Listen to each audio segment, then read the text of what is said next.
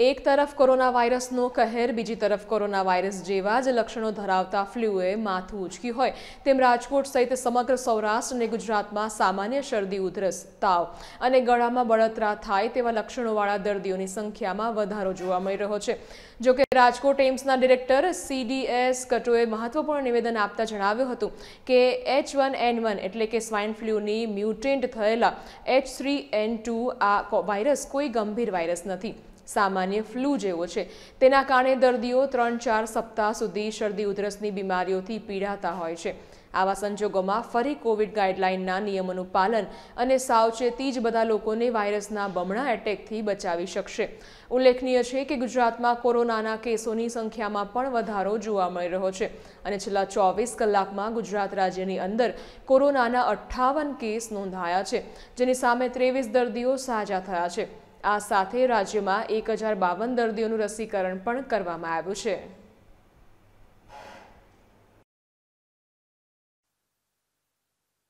देखो, हम जुकाम जब होता है हमें पता है कि इन्फ्लुएंजा, इसको कॉमन कोल्ड भी बोलते हैं, फ्लू भी बोलते हैं, इन्फ्लुएंजा हो गया मेरे को वो भी बोलते हैं।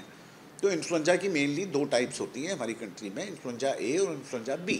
जो कॉमन कोल्ड होता है वो होता है इन्फ्लुएंजा ए से।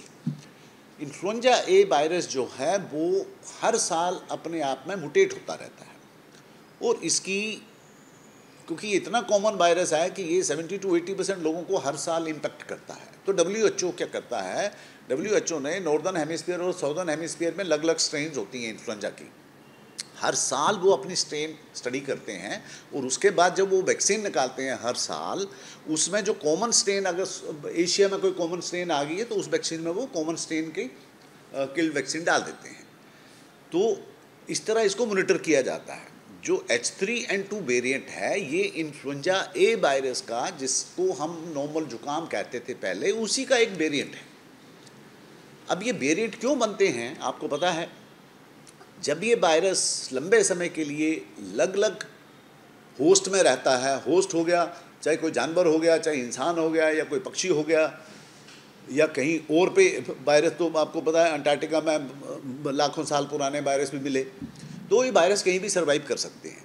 और जब वो सर्वाइव करते हैं और उनको मल्टीप्लिकेशन के लिए वो एटमॉस्फेयर मिलता है तो वो अपने आप में म्यूटेट होना बहुत ज़रूरी है। आपने देखा होगा कोरोना वायरस पहले क्या आया, उसके बाद कितने म्यूटेंट इसके आ गए।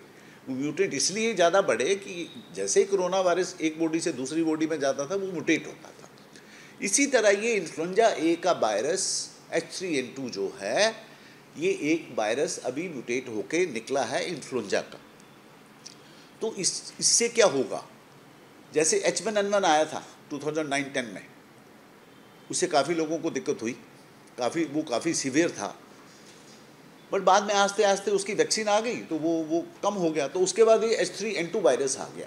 H3N2 वायरस जो है वो इतना घातक नहीं है जैसे H1N1 था, मगर चाहे नॉर्मल इन्फ्लुएंजा वायरस भी हो और वो किसी ससेप्टिबल होस्ट जो होता है, जो ससेप्टिबल होस्ट वो होता है जिसकी इम्यूनिटी कम हो गई हो, चाहे दवाई खा रहा हो, उसलिए उम्र के हिसाब से डायबिटीज़ हो, हाइपरटेंशन हो, लंग डिजीज़ हो, किडनी डिजीज़ हो, so many other things, transplant का पेशेंट हो, उन लोगों में नॉर्मल इन्फ्लुएंजा वायरस भी ज़्यादा बड़ी बीमारी कर सकता है। H3N2 के लिए भी सेम ही हम इसको ट्रीट कर रहे हैं। ये नया वायरस है, इसलिए हमारे में इसकी इम्यूनिटी कम है, तो ये कई बार 8 से 10 दिन तक अपना काम दिखा रहा है। बट इससे डरने की बात नहीं है। इसको बचाव करने के लिए सेम कोविड अप्रोप्रिएट बिहेवियर करिए, वो भी